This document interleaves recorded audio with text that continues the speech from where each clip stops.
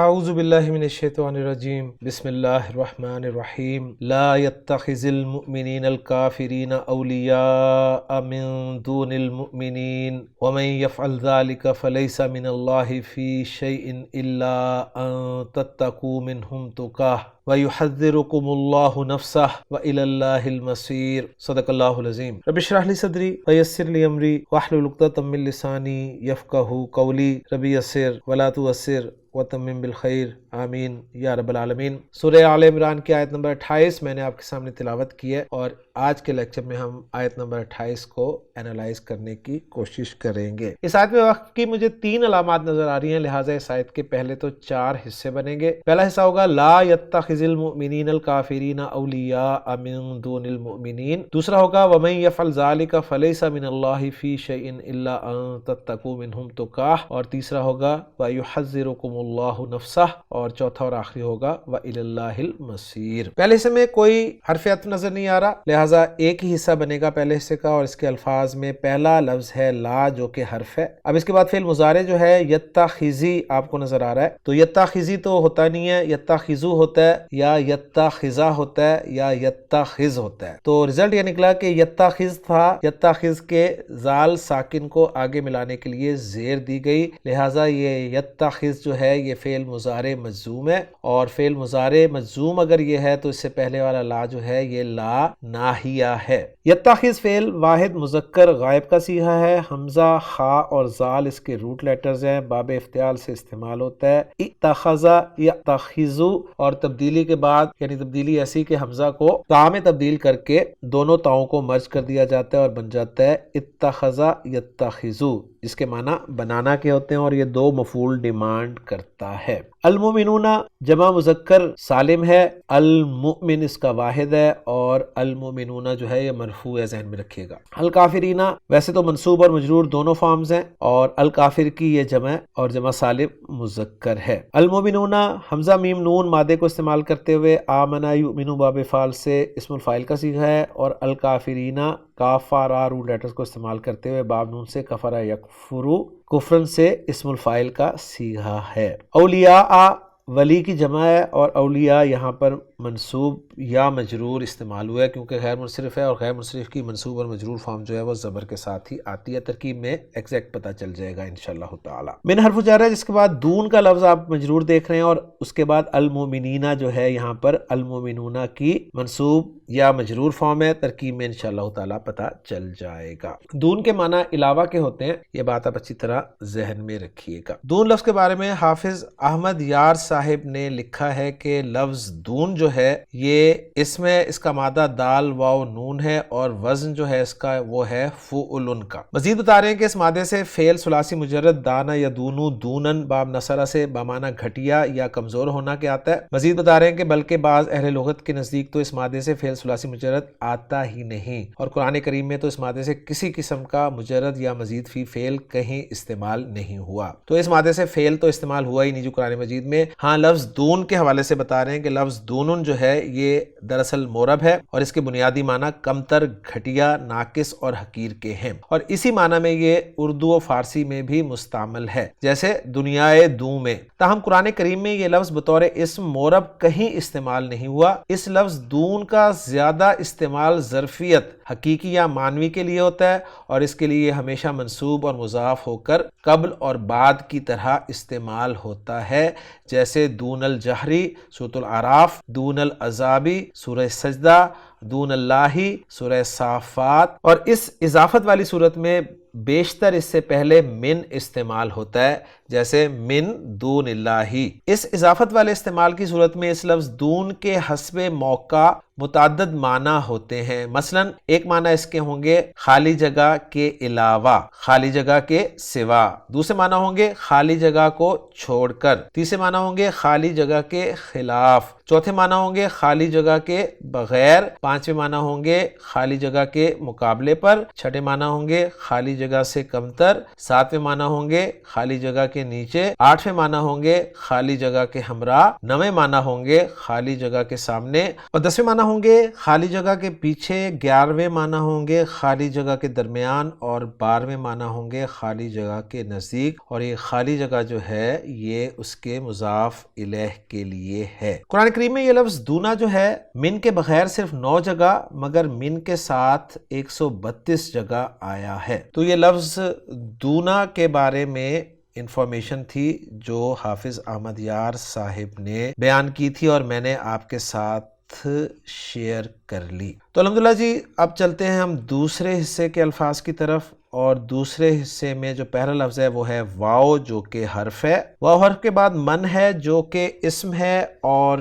اس میں موصول ہے یا اس میں شرط ہے، اس کا فیصلہ ہوگا آگے فعل مضارع کو دیکھ کر، اور فعل مضارع یفعل مجزوم استعمال ہوا ہے، لہٰذا یہ من جو ہے یہ اس میں شرط کے طور پر یہاں پر استعمال ہوا ہے۔ یفعل فعل مضارع واحد مذکر غائب کا صیغہ مجزوم ہے، ذالک اسم اشارہ واحد مذکر بعید کے لیے ہے، فا حرف ہے اور شرط کے جواب پر جو فا داخل ہوتا ہے اس کو فا جزائیہ کہتے ہیں۔ لیسا فعل ناقص ہے، من حرف جر ہے جس کے بعد اس میں جلالہ مجرور ہے، اور فی حرف جر ہے جس کے بعد شیء کا لفظ جو ہے مجرور ہے۔ الا حرف استثناء ہے اور ان حرف مصدر ہے، اور تتقو جو ہے یہ فعل مضارع جمع مذکر حاضر کا صیغہ ہے۔ تتقونا تھا، ان کی وجہ سے تتقو رہ گیا، واو قاف یا اس کے روٹ لیٹرز ہیں، باب افتعال سے استعمال ہوتا ہے۔ او تقا یا یو تقیو تبدیلی کے بعد اتقا یتقی اتقاءن، اتقا یتقی اتقان کے معنی ہوتے ہیں ڈرنا کے، بچنا کے۔ من حرف جر ہے، ہم ضمیر مجرور متصل جمع مذکر غائب کی ہے، اور تقاتن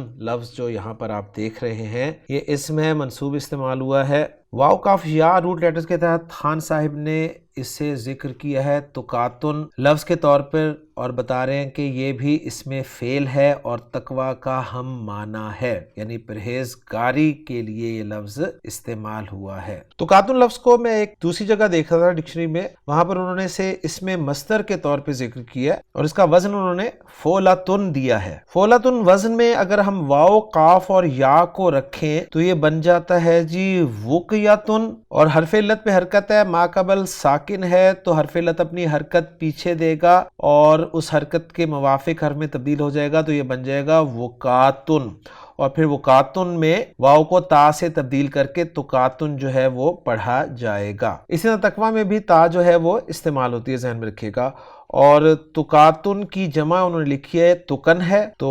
اس اعتبار سے اگر دیکھا جائے تو خان صاحب نے جو اسے اسم الفعل کہا ہے تو اسم الفعل یہ بنتا نہیں ہے، کیونکہ اسم الفعل تو وہ اسم ہوتا ہے جو فعل کے معنی میں ہوتا ہے۔ بہرحال دوسرے حصے کے الفاظ پر بات کرنے کے بعد اب ہم چلتے ہیں تیسرے حصے کے الفاظ کی طرف۔ اس میں پہلا لفظ جو ہے وہ ہے واو حرف ہے، یحذر فعل مضارع واحد مذکر غائب کا صیغہ ہے، علامت مضارع پیش والی ہے اور عین کلمہ شد والا ہے، تو یہ باب تفعیل سے ہے۔ ہا، زال اور را اس کے روٹ لیٹرز ہیں، حذرا یحذر تحذیرن۔ تحذیر کے معنی خان صاحب لکھ رہے ہیں محتاط رہنے کی تلقین کرنا، اور آیت کا ریفرنس یہی دیا ہے، آیت نمبر 28۔ یحذر کے ساتھ جمع مذکر حاضر کی ضمیر منصوب متصل لگی ہوئی ہے، اور اللہ اس میں جلالہ جو ہے مرفوع ہے، نفس کا لفظ منصوب ہے اور اس کے ساتھ ضمیر واحد مذکر غائب کی لگی ہوئی ہے، ہو جس پہ الٹی پیش آنے کی وجہ ہے کہ اس سے پہلے زبر ہے۔ اور آخری حصہ اس آیت کا جو ہے اس کے الفاظ بالکل سادہ ہیں، واو حرف ہے، الہ حرف جر ہے، اللہ اس میں جلالہ مجرور استعمال ہوا ہے، اور المصیر جو ہے یہ اسم ظرف کے طور پہ لوٹنے کی جگہ یا ٹھکانے کے لیے استعمال ہوتا ہے۔ تو الحمدللہ جی الفاظ پہ ورکنگ ہماری مکمل ہو گئی، اب چلتے ہیں ہم جملوں کے اعراب کی طرف۔ پہلا جملہ مستانفہ کہلائے گا، لا سے شروع ہو رہا ہے، لا ناہیہ ہے، لہٰذا یتخذ فعل مضارع مجزوم ہے اور پہلا صیغہ ہے تو فاعل اس کا آگے آ سکتا ہے۔ المومنون مرفوع ہے تو المومنون فاعل ہو جائے گا یتخذ فعل کے لیے، اور دو مفعول چاہتا ہے یہ فعل تو الکافرین ایک مفعول ہے اور اولیاء دوسرا مفعول ہے۔ من حرف جر ہے جس کے بعد دون کا لفظ جو ہے یہ مجرور ہے اور دون کا لفظ مضاف ہے، تفصیل سے ہم بات کر چکے ہیں اس لفظ پہ، اور مضاف کے بعد جو المؤمنین ہے مضاف الیہ ہے، گویا مضاف الیہ مل کے مجرور ہو گئے من حرف جر کے لیے، اور من حرف جر اپنے مجرور سے مل کر یتخذ فعل کے متعلق بھی قرار دیا جا سکتا ہے، اور اس کے بارے میں بہت سارے آراء ہیں جس میں سب سے آسان یہی ہے کہ اسے یتخذ فعل کے متعلق ہی قرار دے دیا جائے، ورنہ باقی جو احتمالات ہیں ان میں ایک یہ ہے کہ یہ حال بن سکتا ہے فاعل سے، اور دوسرا احتمال یہ ہے کہ مفعول سے حال ہے۔ بہرحال آسان ترکیب ہم سامنے رکھتے ہیں کہ یہ یتخذ فعل کے متعلق ہے۔ پھر یتخذ فعل اپنے فاعل، اپنے دونوں مفعولوں اور اپنے متعلق سے مل کر جملہ فعلیہ بن جاتا ہے، اور ترجمہ ہم اس کا کچھ یوں کر سکتے ہیں کہ مومنوں کو نہیں پکڑنا چاہیے کافروں کو دوست، گویا مومنوں کو کافروں کو دوست نہیں بنانا چاہیے مومنوں کو چھوڑ کر۔ تو دون کے جو معنی ہم نے دوسرے دیکھے تھے نا، خالی جگہ کو چھوڑ کر، تو یہاں پر یہ ترجمہ بہتر ہے کہ مومنوں کو چھوڑ کر۔ اب جو دوسرا حصہ ہے اس پہ بات کر لیتے ہیں۔ واو کو ہم عاطفہ قرار دے دیتے ہیں، من جو ہے یہاں پر شرطیہ ہم نے دیکھا ہے، تو من شرطیہ جو ہے یہ محلاً مرفوع مبتدا بنتا ہے، اور اس کے بعد جو دو جملے ہوتے ہیں شرط اور جزا، وہ دونوں مل کر پھر اس مبتدا کے لیے خبر بنتے ہیں۔ تو جو شرط والا حصہ ہے اس کو میں انالائز کر رہا ہوں، وہ ہے یفعل ذالکا۔ یفعل فعل بفاعل ہے، ہوا ضمیر مرفوع متصل اس کا فاعل ہے، اور ذالکا محلاً منصوب مفعول بہ ہے، اور فعل اپنے فاعل اور مفعول بہ سے مل کر جملہ فعلیہ ہو کر شرط بن جائے گا، جس کا جواب الشرط جو ہے وہ ہے فلیس من اللہ فی شیء۔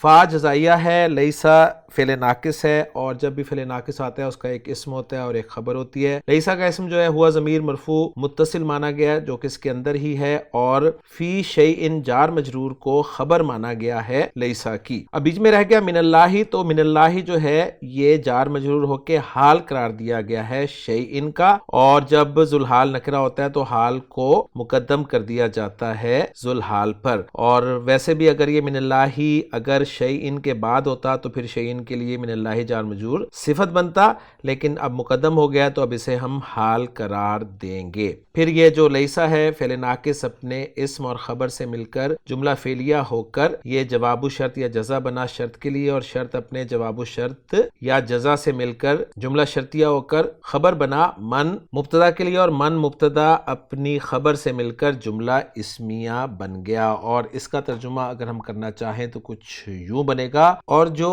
یہ کرے گا تو اسے اللہ سے کوئی تعلق نہیں۔ پھر یہ محاورہ ترجمہ کیا جائے گا، ذہن میں رکھے گا۔ اب جو آگے آ رہا ہے نا الا ان تتقوا منہم تقاتن، یہ جو ہے نا اس کا تعلق جو ہے وہ پہلے والے حصے سے کیا گیا ہے، ذہن میں رکھیے گا کہ لا يتخذ المؤمنون الکافرین اولیاء من دون المؤمنین الا ان تتقوا منہم تقاتن، اس طرح کر کے کچھ جو ہے وہ کیا گیا۔ اور اب میں اس کو انالائز کرنے لگا ہوں۔ الا جو ہے یہ حرف استثناء ہے، ان ناصبہ ہے اور فعل مضارع سے پہلے آتا ہے، تو فعل مضارع کے ساتھ مل کے یہ مصدر معول بن جاتا ہے، اور پھر اس کا اعراب جو ہے وہ محلاً ہوتا ہے۔ تو ان مصدریہ ہے، اور اس کا صیغۃ الموصول حرفی جو ہے وہ ہے تتقوا منہم تقاتن۔ اس میں تتقوا فعل با فاعل ہے، واو ضمیر مرفوع متصل اس کا فاعل ہو گیا، منہم جار مجرور متعلق ہو گیا تتقوا کے، اور تقاتن جو ہے یہ مفعول مطلق قرار دیا گیا ہے تتقوا فعل کے لیے، اور پھر تتقوا فعل اپنے فاعل اپنے متعلق اور اپنے مفعول مطلق سے مل کر جملہ فعلیہ ہو کر صلۃ الموصول حرفی بنا ان مصدریہ کے لیے، اور ان مصدریہ اپنے صلۃ الموصول حرفی سے مل کر مصدر معول کی تعویل میں ہو کر محلاً منصوب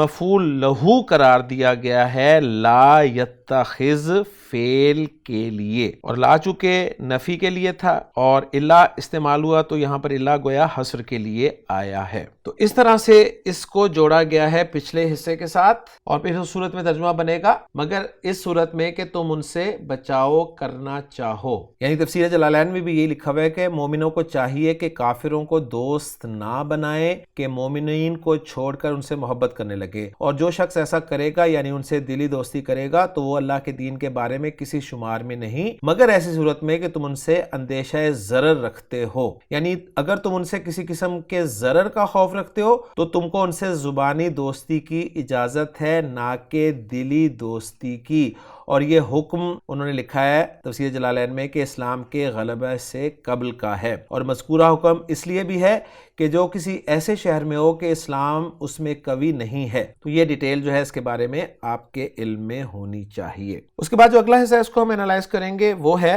وَيُحَذِّرُكُمُ اللَّهُ نَفْسَهُ۔ واو کو ہم عاطفہ قرار دے دیتے ہیں یا مستانفہ قرار دے دیتے ہیں تو نیا جملہ بن جائے گا۔ یحذر فعل ہے اور چونکہ پہلا صیغہ ہے تو اس کا فاعل آگے آ سکتا ہے، لہٰذا اس میں جلالہ آگے مرفوع نظر آ رہا ہے جو اس کا فاعل قرار دیا جائے گا۔ کم جو ہے یہ ضمیر منصوب متصل مفعول بھی بن جائے گا یحذر فعل کے لیے، اور نفسہ جو ہے مضاف مضاف الیہ ہو کر مفعول بھی ثانی قرار دیا گیا ہے یحذر فعل کے لیے۔ گویا یحذر فعل اپنے فاعل اپنے دونوں مفعولوں سے مل کر جملہ فعلیہ بن جاتا ہے، اور ترجمہ کچھ یوں کیا جا سکتا ہے اس حصے کا، اور اللہ ڈراتا ہے تمہیں اپنے سے۔ اور پھر آخری حصہ جو ہے اس آیت کا وہ ہے وَإِلَى اللَّهِ الْمَصِيرُ، سمپل جملہ ہوگا یہ، واو کو ہم قرار دے دیتے ہیں مستانفہ، الی اللہ جار مجرور، یہ خبر مقدم بن جائے گا، اور المصیر جو ہے یہ مبتدا مؤخر ہو جائے گا، اور پھر مبتدا مؤخر اپنی خبر مقدم سے مل کر جملہ اسمیہ بن جائے گا، اور ترجمہ ہم کریں گے اور اللہ ہی کی طرف لوٹنا ہے اور اللہ ہی کی طرف ٹھکانا ہے۔ تو الحمدللہ جی ہماری ورکنگ جو ہے آیت نمبر 28 کے حوالے سے مکمل ہو گئی ہے۔ اب ہم دیکھتے ہیں محمود صافی صاحب کی ورکنگ کو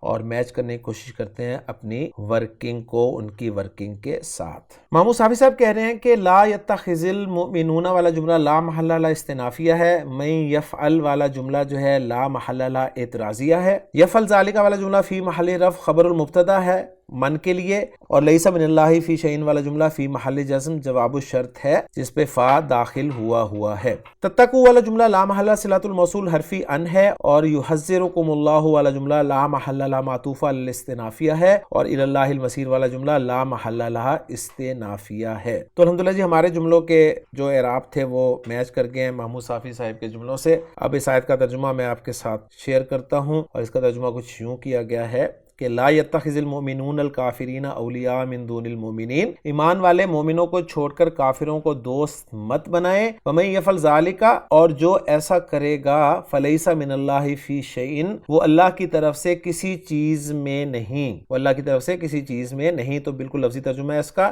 الا ان تتقوا منہم تقاتا، مگر یہ کہ تم ان سے بچو کسی طرح بچنا، ویحذرکم اللہ نفسہ، اور اللہ تمہیں اپنے آپ سے ڈراتا ہے، وَإِلَى اللَّهِ الْمَصِيرُ، اور اللہ ہی کی طرف لوٹ کر جانا ہے۔ باقی مزید جو ہے اس آیت کی تفصیل کے لیے آپ کسی اچھی تفسیر کی طرف رجوع کر سکتے ہیں۔ تو الحمدللہ جی ہم نے آج کے لیکچر میں آیت نمبر 28 کو گرامیٹیکلی اینالائز کر لیا ہے، اور ہماری آیت نمبر 28 مکمل ہو گئی ہے آج کے لیکچر میں۔ انشاءاللہ تعالیٰ اگلے لیکچر میں اگلی آیت کے ساتھ آپ سے ملاقات ہوگی۔ سبحانک اللہم و بحمدک، اشہد ان لا الہ الا انت، استغفرک واتوب الیک۔